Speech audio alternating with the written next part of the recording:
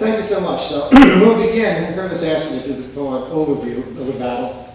So I'll be touching on a lot of points that other historians will fill in a little bit later on with more detail. Excuse me. This is Lacolette's painting of the Battle of New Orleans. He was on the scene as an engineer, and he did sketches, and 2 years after the battle he did this painting. There's a lot going on here. If you look at it, here's the McCarty House, here's Lyon Jackson, and you can see Renee's attack. We'll be talking about these things. Renee's attack here to the forward redoubt, which is basically a battery that was placed forward of Jackson's line. He wasn't too enthused about doing that. Here you have, Gibbs's assault on the main line, back closer to the woods. You don't really see the other side of the river where you have Patterson's battery, but everything else, these are the ruins of the Chalmette plantation. Jackson had blown up on the 28th. So we get into not just one battle. There's a tendency, there's several myths about the Battle of New Orleans. One, it's all about the Battle of New Orleans, January 8th. No. There was a campaign for the South that went on for quite a while. January 8th is a decisive battle, but it's not the only battle. The other myth is that it was fought after the treaty was signed, so it was a meaningless footnote to history. No, the treaty was signed by the delegates, but it wasn't ratified. The king hadn't signed it, the president hadn't signed it, the Senate hadn't ratified it. And Ron Ness, in his recent book, came up with the fact that there's a document out there that was given by the Earl of Bathurst to Pakenham, informing him that should you, in the midst of your invasion of New Orleans, discover that there's a treaty in the process of being ratified, don't stop. Take the city. The purpose being that the British had every intention to overthrow the Louisiana Purchase. They never accepted it. They never accepted anything Napoleon did. And they didn't particularly like the United States either, so a deal between the two of them was unacceptable. Also the fact that it was stolen property. Napoleon had given Spain supposedly Tuscany, but never quite gave it to them, and then flipped it to the United States in violation of the Treaty of San Ildefonso.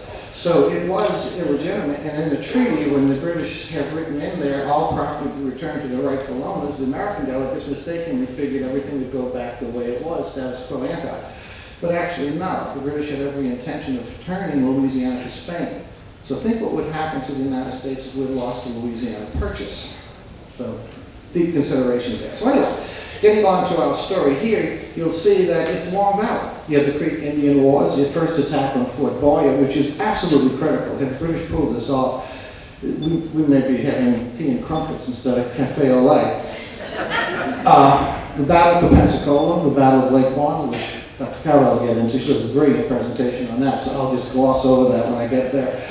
The night battle of the 23rd, the assault of the 28th, the assault of January 1st, the assault of January 8th and West Bank. It's a two-pronged attack, and they're both combined with separate battles. You'll understand a little better when we get there. Cochrane's attack on the forts, and the final assault on Fort Boyer, which kind of makes a full circle, which the British win. So the very last battle of the War of 1812, the British are victorious in. What happens is Andrew Jackson, the British have been supplying the Indians for quite a while. Secretly, kind of like we do, right? It's all denial, or we send agents in and supplies in. So the British have been doing that for quite a while, but then after the war is declared, they get into a full court press. They're working with the Spanish, and so they opened up operations to Apalachicola, and especially Pensacola, where they're sending in supplies into the area. Jackson at this time is laying in bed at the Hermitage with a bullet wound in the shoulder from a duel with the Benton boys. Thomas Hart Benton will later become a friend. In fact, it's a strange story. I was telling Sam that 20 years later, when Jackson's president, him and Benton are friends, he has the bullet finally removed, sends it to Benton, tells him, I think this belongs to you. And Benton puts it in an envelope and sends it back. He says, according to the law, you've had it for 20 years, I think it's yours. Things change in politics. So anyway, Fort Mims is an Indian attack on a fort where most of the people settled in an area fled because they were fearing such an attack. The Indians attack the fort, break in, and kill 517 people, men, women, and children. Jackson's in bed. He leaps out of bed despite his wounds. He calls to his men and says, game on. I'm in the middle of this. Your commander is ready. So he then begins the Indian Wars, which is the Creek Indian Wars. And you see this all through this whole area of the different battles. I have to speak quickly because I have to make the time. You know how the story goes on. So anyway, the big battle is Horseshoe Bend. That's where he catches them, and you can see the numbers, how many Red Sticks. Red Sticks was a section of the Creek Indian Nation that had gone with Tecumseh. They called them Red Sticks because they carried the tomahawk sticks, handles red. And they were supplying was supplied by the British and were fighting for the British, mostly fighting for their own lands. The other group of the Cherokee Nation and the Creek Nation fought with Jackson, actually.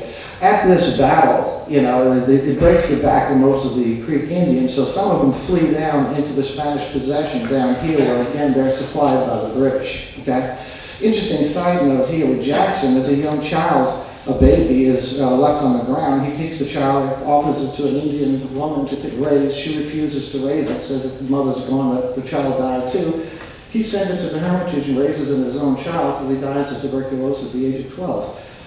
So he's an interesting guy, Jackson. So anyway, what you have here is Mobile. The Americans had taken Mobile very early on, and here you have Pensacola, so you see the close proximity of these two areas. This is heavily involved in the British. The British, in fact, have taken the Spanish forts and flying British flags underneath the Spanish flag. The Gulf Campaign. It begins in earnest with Napoleon's abdication, April 11th. Once he abdicates, the British now have these massive forces that have been fighting in the continent, and they turn around to America and say, well, looky here. I have all these great ships, all these great soldiers. I have a new theater to play in. So they start bringing everything over to the New World, or as they would say, to the colonies. British forces were free to direct their engage to America. They advanced their massive offensive. First they hit Washington, D.C. Remember the burning of Washington and all of that. They then go to Baltimore, the famous Fort McHenry attack, where we have the Star-Spangled Banner. And then they start their operations into the Gulf of Mexico. Negro Bay, Jamaica, they commence this tremendous naval invasion. Expedition's point is New Orleans, because with New Orleans they captured the Mississippi. With the Mississippi they captured the Louisiana Purchase. They captured the whole center of America, and it throttles the United States' expansion. Spain is now an ally because of Napoleon's abdication. This is the abdication paper signed by Napoleon. Even when he was down, he wrote his name rather large. And this is a great picture here. This is David's picture of Napoleon, you know, the wind of fame and fortune driving him forward across the Alps, onward and upward. He actually crossed on the back of a donkey, if I'm not mistaken, but let's not let that get in the way of art. But then, of course, the British's response was that they put him on a donkey, broke his sword and sent him to Elba. So you get the spirit for what's going on there. This is an important map. A lot of people are under the false notion that there were 13 American colonies. There were 14. Most people don't realize that. West Florida, 1764, after the French and Indian War. Between the French and Indian War and the end of the American Revolution, West Florida was an English colony. Johnstone was the governor. Loyalists who didn't want to get involved in the fighting were flowing into this area and populating this. Okay, so this had become a true English colony, and it's right above the lakes. This thing covers this whole area here. This will be the theater of operations. So it's not just New Orleans. The British are operating through along the entire Gulf Coast. This here is Mobile Bay. One of the things Jackson did when he came in is he saw this point of land. They were occupying Mobile. So he had to now create Fort Boyer, which was to protect the opening of Mobile Bay. This will actually be critical.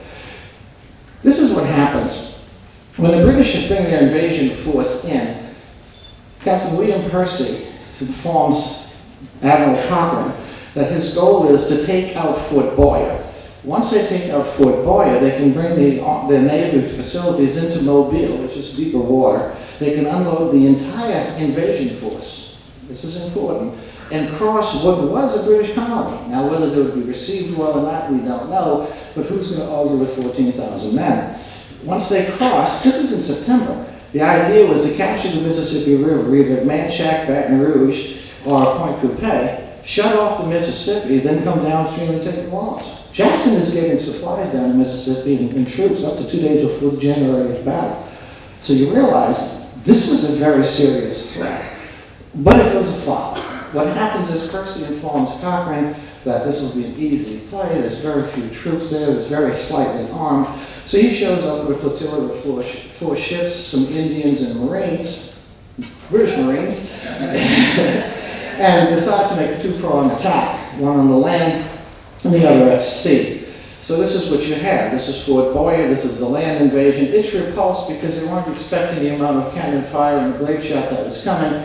And Percy didn't really put enough men on the ground. So that was blunted. He sends his ships across the front. He takes his flagship, anchors it fore and aft opposite the fort, and begins hammering the fort with broadsides. When a lucky American shot cuts the stern line, she spins bow forward. He can't bring his guns to bear, but he can certainly receive fire.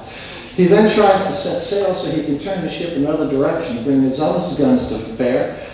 He runs aground, stern to this time.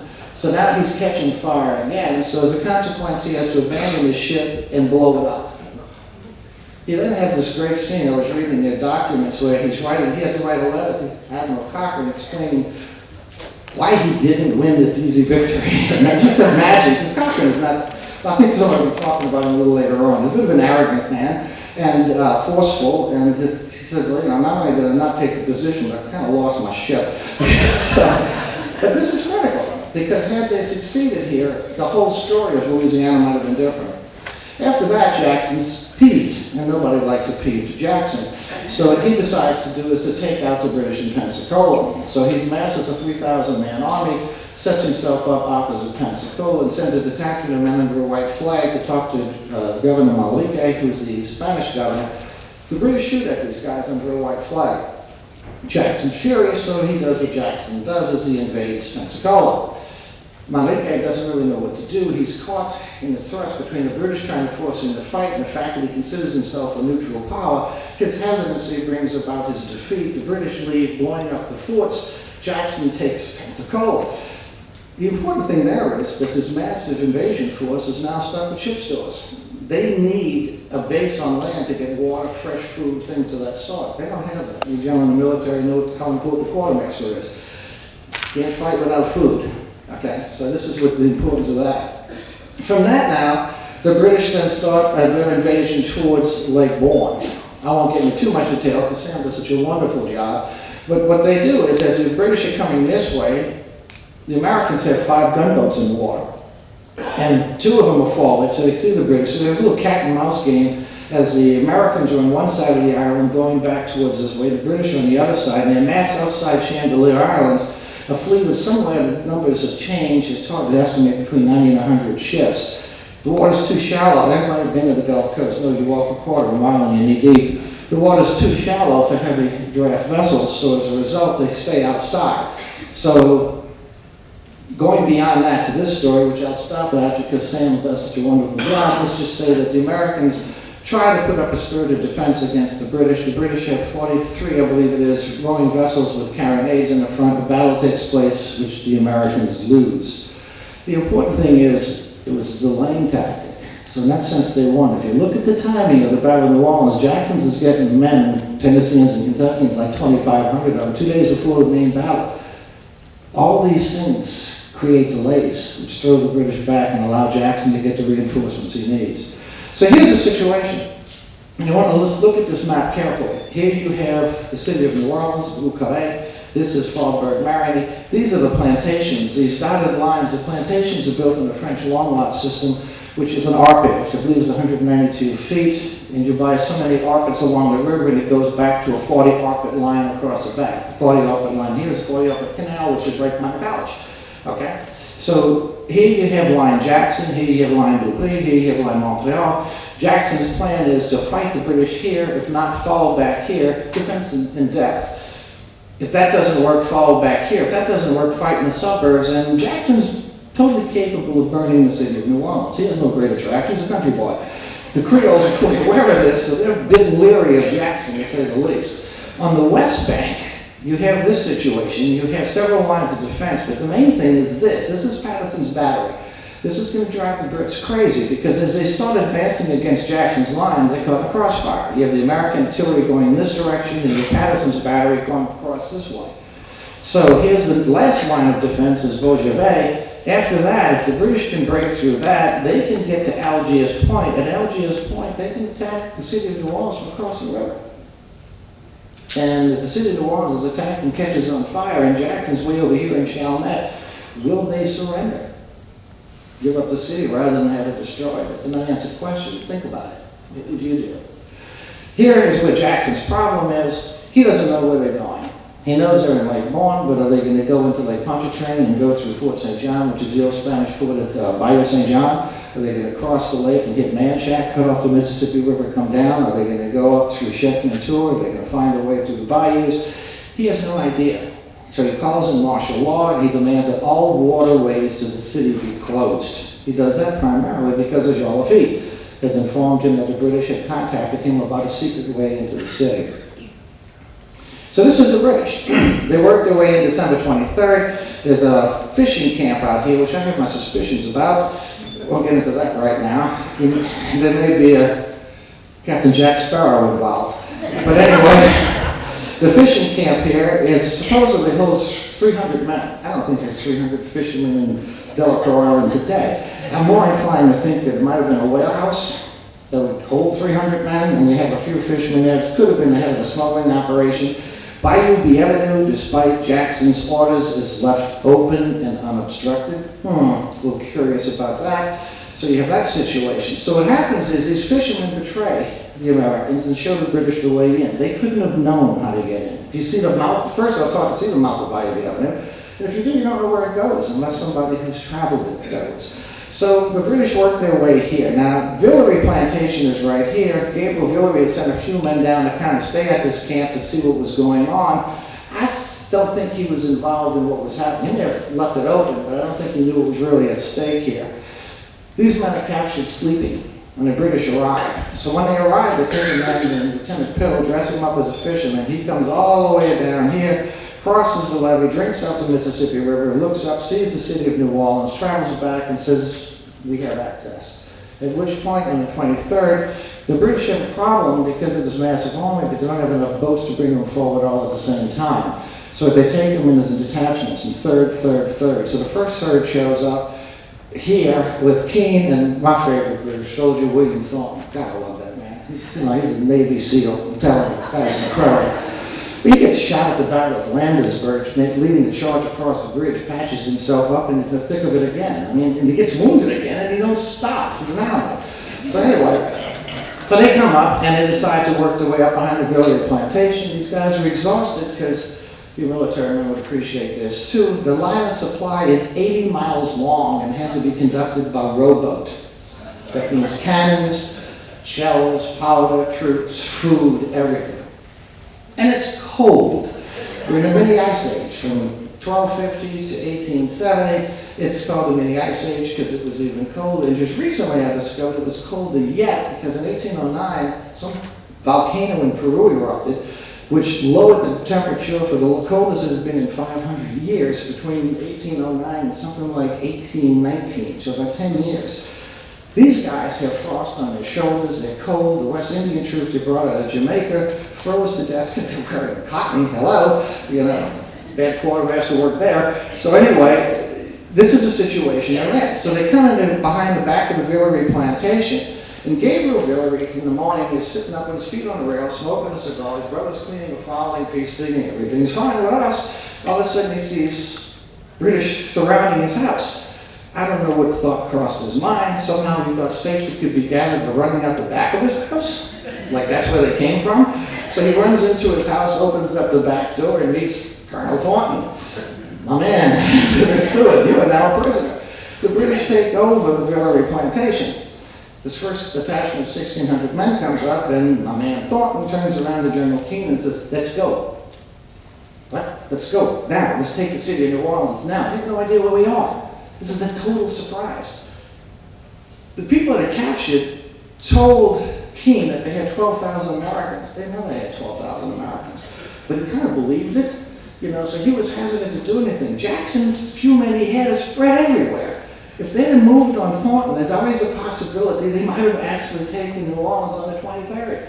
But it's another missed opportunity. Keene's like, I don't think so. Packingham's not here yet because he's got to leave London. The guy that was supposed to lead the attack was General Ross, who got killed by a sniper in Baltimore. So they had to find a replacement general, so he's sailing in behind everything else. He's 2 days behind. So he said, no, I'm not putting this on my shoulders, so if it goes solid, guess who gets blamed? Certainly not you. So as a result, he waits. Meantime, the British are in here. Now, Gabriel Villeray jumps out of a window, runs around the back through the marsh. They can't find him because he's kind of a marsh rat. He works his way behind to the Lavelle Plantation, gets him, paddles across the river, to the Delacroix plantation, asks for horses and rides all the way along the river road. There is a ferry, actually, around Canal Street, crosses into the quarter. Jackson's headquarters is on Wall Street. I think around where the museum is now, the court building, the big white building, somewhere around there. Is that it, Jason? That's about it? So he goes right up in there. In the meantime, Arson Delator, Jackson's engineer, is a bit curious, so as I appreciate it, he goes down the river with some men to see what's going on, and when he does, he runs across people who are escaping from south. And they tell him that the British are around the Gilroy plantation. He advances forward, sees about 1,600 men, retreats to tell Jackson what's going on. So Jackson gets report from two different directions. When Gabriel Guillory arrives, you can imagine poor Jackson, country boy, sitting down, and this Frenchman comes running in and just French. Jackson's looking at it like he's excited and important what he's saying. And he gets it translated what's going on. And then he says, well, how did they get there? They came up by the avenue. Really? I thought all the bayous were closed by my orders. He immediately has him arrested. He will be court-martialed after it's over with the trying to successfully court-martial a Creole Frenchman in Louisiana. Who's father will later become a governor. Things haven't changed. So anyway, this is where the British are basically operating from now. So what does Jackson do? He's brilliant. Now remember, Jackson has a personal hatred for the British. In the American Revolution, he lost both of his brothers and his mother. He was attacked by a British officer, told him to clean his boots. He refused. He took out a saber and slashed at him, and he put his hand up to protect himself, so he had a scar on his hand and his forehead. When he's in Mobile, he writes a letter to Rachel saying something to the effect, not those exact words, that vengeance is best served cold. You know, he can't wait to get the British in his sight. So this is personal, mano a mano, when it comes to the British here. So Jackson takes less than 20 minutes to organize an offensive attack. He sends the Carolina downriver and tells Captain Henley, go downriver opposite the British camp and don't make a sound. At 7:30, open your gun ports and give them everything you got. Grape shot, ball, I don't care what, just unload on them. In the meantime, Jackson with some Marines comes down River Road with his two cannons, and he sends Delarond, Beale's riflemen, through the woods, hit with coffee, through the cypress swamp. So there he goes, me. It's a three-pronged attack on the British lines. The British have no idea what's about to happen. They're going out on the levee, they see this car. Remember, you don't have lights or anything. So they see this shadowy ship in the distance. A lot of times it's foggy this time of the year. So they're hailing it. They call them to it. They're shooting at it. They won't get a response. But suddenly at 7:30, they get a response. The gun ports open up and a hail of gunfire comes from the ship. Those guys stand on the levee, get the surprise of a lifetime. The Brits are completely confused. This will go on for several minutes, and then suddenly they hear fighting from upriver as their pickets are now involved in Jackson's assault coming down. So melee takes place. It goes on at night for I think about an hour and a half. There's some question about the time. It's very bloody, and it's called off after a short period of time, about an hour or so, simply because one, this here is reinforcements because the Brits' second wave is coming in and they're running to the sound of guns, and two, it's foggy and with black powder. I don't know if you all ever shot firecrackers in the fog. You can't see anything. So imagine what black powder is like. So sides are getting completely confused in their fighting. So Jackson pulls back his men and finds the Rodrigue Canal as a line of defense and decides that's going to be line Jackson. He posts men up around the Delarond plantation as a forward position. The dust settles. The next morning, Gleig, who's a British officer, walks the battlefield. He's shocked at the horror of what he's seen. Well, he's met Kentuckians. They're used to dealing with New Englanders. These are cut from a different brand of people. They're Indian fighters. They attack at night. They just don't do that. Besides which, in close-hand combat, they have a thing called the tomahawk, which is something they've never experienced before. So it's a very bloody affair. This is the disposition of the troops. Here you have Chapman Jackson. This is Patterson's battery across the river. Carolina would be here with the Louisiana, firing over here at the British lines. December 25th, Pakenham arrives. He's terrified that he's going to arrive just in time to go into New Orleans and find Cochrane serving him dinner. They don't like each other. When he arrives, he discovers the troops are still stuck in the mud. So he asks what the problem is, and one of the enlisted men looks at him and says, bullets. That's all, just bullets. You know, so he's a little bit infuriated, and he looks at the battle situation and realizes, all right, who put me in this position? I got a river on one side, a swamp on the other, defensive line in front of me. Only an admiral would do that to a land like that. Technically, they have another problem. The Americans have land-based cannons, howitzers, big wheels. You know, you can rotate one wheel forward, the other back to get your wind. You can screw the bottom of the thing to get your elevation. The British use naval guns. Naval guns have no wheels on them. You point a naval gun by steering the ship.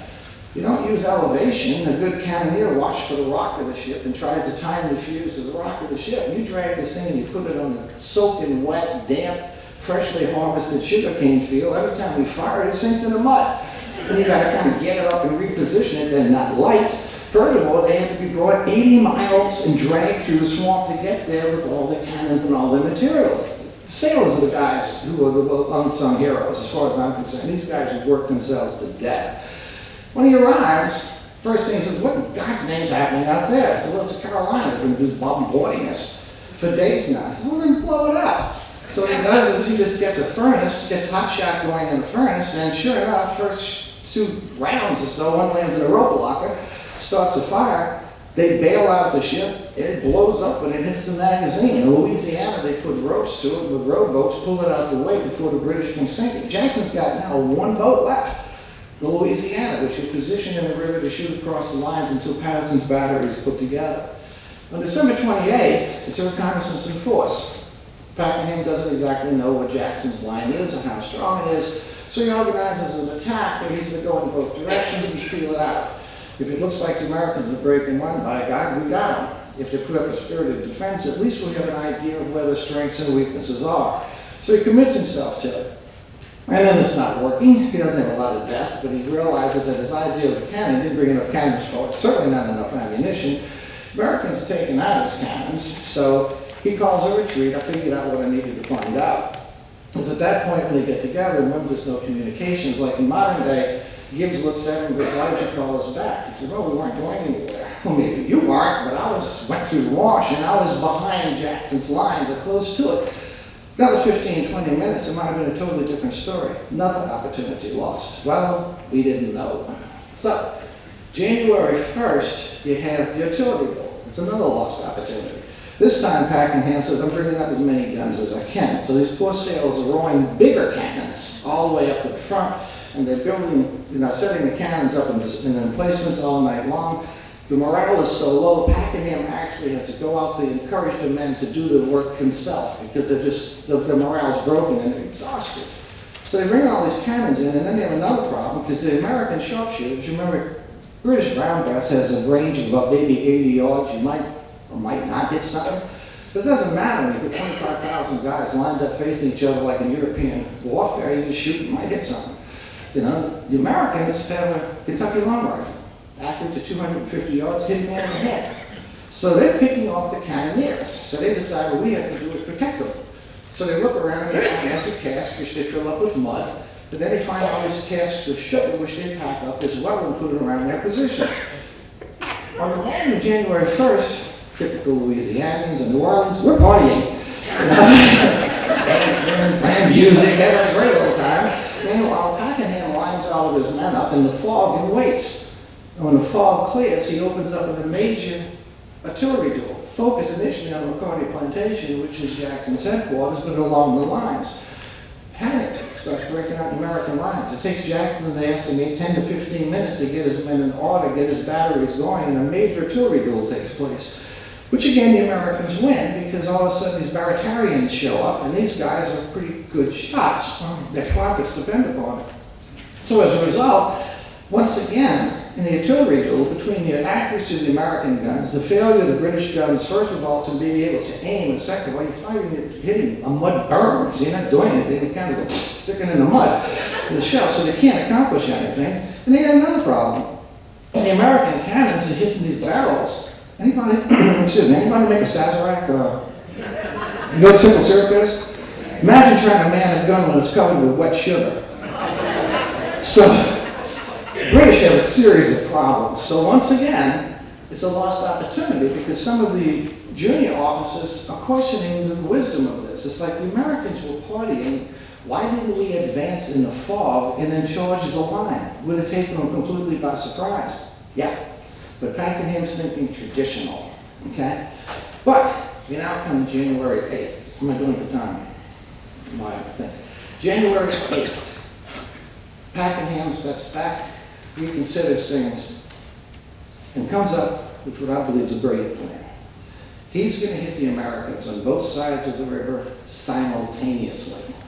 What he's going to do is he's taking fastenings, sugarcane, cutting sugarcane into bundles, tying it together, and then building ladders. The idea being to have an assault force precede the major invasion force. They'll throw the fastenings into the ditch, because Jackson has built a substantial ditch. It's not what you see out there now.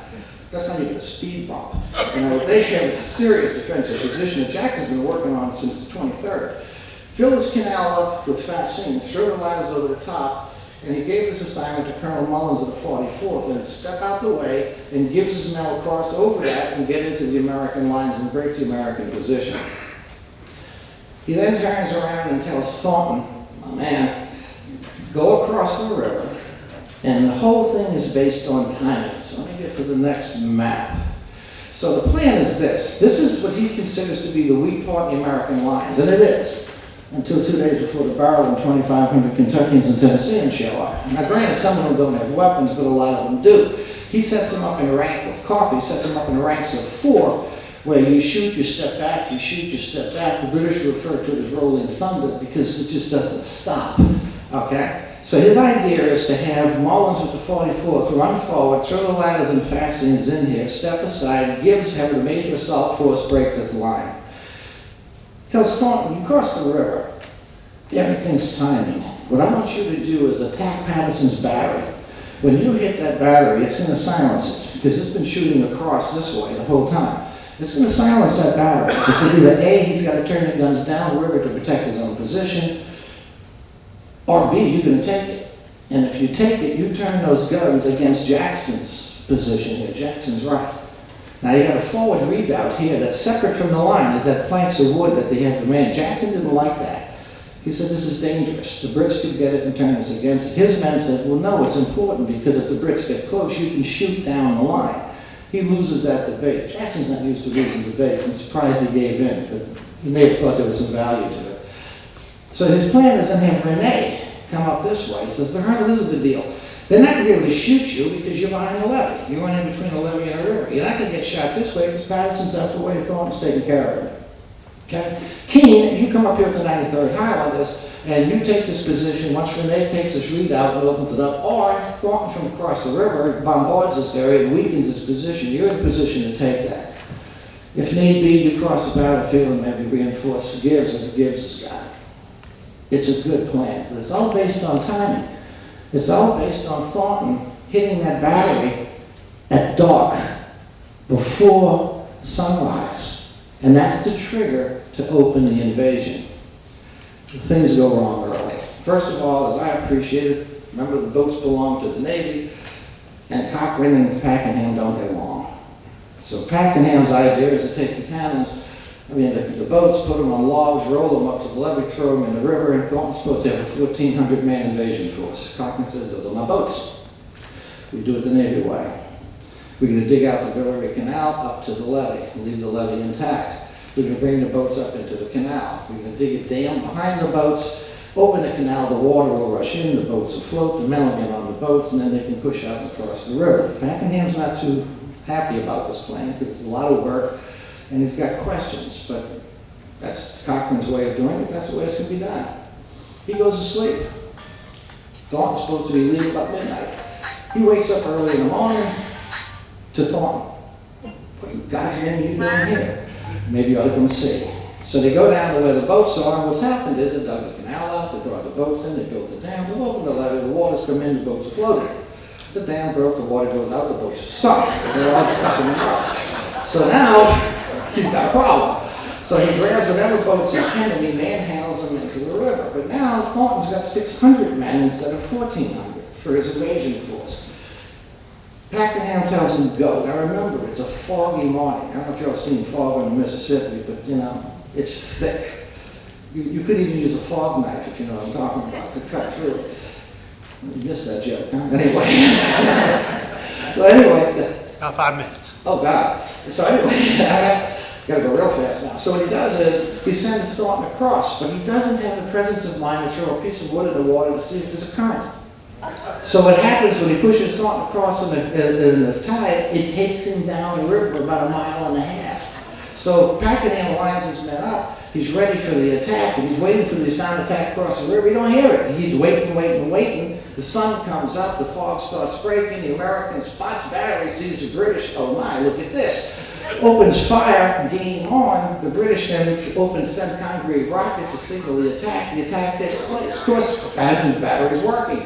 So as a result, these guys charging up this side here are hammered as they get forward. They take the forward redoubt. Renee stands up, raises the sword. The day is ours. He gets shot. Gibbs is going forward. His men, they get creamed because Mullins hasn't shown up to pick up the ladders and fastenings because he's got his young wife in the fleet and thought he'd be having a romantic dinner at Christmas with her, not in the position he's in. He tells his own officers, do you realize what's going to happen to us? We got to charge American lines holding sugarcane? Seriously? You know, so he don't show up.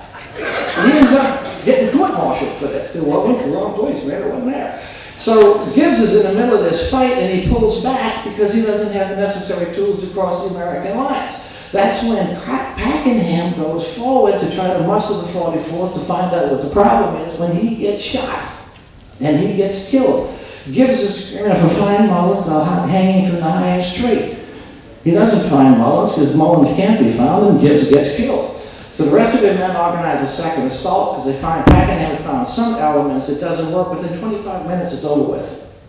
The British assault is broken and they're retreating. That's that. Now, Jackson hears gunshots from the other side. He's ecstatic. But then all of a sudden he realizes the Americans are running away. It had totally changed the aspect of affairs. The enemy now occupied visually, you might have noticed without hands, they're taking the West Bank. Thornton is an animal. Okay, so what he's done is he's crossed the, this is what's supposed to happen, this is what does happen. Okay, so he's now out a mile and a half away. So these are the positions, I gotta go fast now. And he works his way up the West Bank, and every place he goes, the Americans break and run. He gets up to the last point, is Beaujeu, where he's looking to hit Algiers Point. Once he gets there, he's got the city. Jackson's sitting here, he knows that. He's terrified. He figures the British have won the Battle of New Orleans. Thornton gets wounded. He goes back down the river to talk to Pakenham and get reinforcements. I want to talk to General Pakenham. He's dead. All right, Gibbs, he's dead. King, I might as well be dead. Renee, he's dead. Wilkinson, he's dead. Who's in charge around here? Lambert. But Lambert has seen so much carnage, she's really taken him back. Thornton's arguing with him. He wants reinforcements. Lambert's not sure. He sends Atkinson and artilleryman across. The artilleryman comes back, says, we'll take 2,000 men. Why not? We've still got them anyway. Besides, you now control the Mississippi River. Jackson has no assets. You've got boats in it. Lambert won't do it. He hesitates. In the meantime, Jackson now is pondering the situation that's deteriorating, and then he has a bugle blow. And he looks down and sees 3 British officers on the levee, one with a white flag, one with a bugle, another one standing there. He sends a man down to talk to him. The guy comes back with a note signed, I'd like to talk, ceasefire, Lambert. Jackson sends a note back. I don't know any damn Lamberts. He sends a note back, says, General of the British Army, Lambert. Damn, we killed all the officers. I'll meet with him. He meets with Lambert and says, what do you want? He says, well, remember, Jackson's a gambler. Never forget that. So he says, well, 300 yards ahead of your line is a ditch. If we'll make that a ceasefire line, if you can bring the wounded to that line and dead to that line, I'd appreciate it. So well, we can't mix up fire on that. We can have a ceasefire. And Jackson looks at him and says, that's fine, but not on the West Bank. Lambert says, I'll withdraw. Jackson says, see what you do. And then just is dumbfounded. I can't believe this idiot is giving up the West Bank. His own troops, Lambert's own troops are dumbfounded. His officers can't believe he's done it, but he does. He withdraws completely. Jackson immediately refortifies the West Bank. In fact, he takes this battery, brings it down opposite the British camp and starts nailing them. Full advantage. Remember, he don't like them. This will go on to the 18th. On the 18th, things are quiet. We don't know why. Gunboats come up the Mississippi River, start attacking Fort St. Philip. It's a feint. The British have withdrawn. Jackson doesn't know it. He sees pickets lined up. He then turns around and one of them, Bart, Frenchman, looks at his telescope and says, "They're not there." Look at me, they're not there. Look what the sky said. It's a crow. A crow don't fly over that. He sends a detachment to check, and out the British have done just that. They've taken the uniforms of dead men, filled them up with marsh grass and sugar cane, posted them like sentries, and withdrawn. And the story of their withdrawal is another story, completely. It's a brutal experience.